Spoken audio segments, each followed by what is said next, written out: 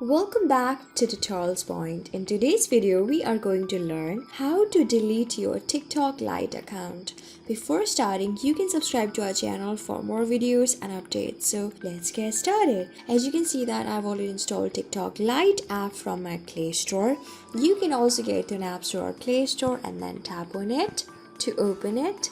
I am on to the very first section of the TikTok Lite app itself. This is my profile's homepage, and I can confirm this by tapping on this Me option on the bottom right corner of the list. You can see that is my username alexagil57. That means this is my own account. So to simply delete it because of any of the reason, all you have to do is tap on this three-dotted straight line on the top right corner of the screen.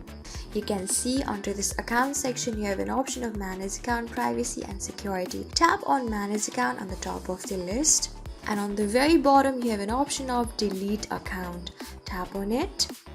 By simply tapping on it, you are given an option that why would you love to delete your account, and you will have to face all of the above consequences. And if you want to continue it, then tap on continue option below. Now you'll be given 6-digit code. Just wait for it. You can see there's a 6-digit code. I am going to insert it.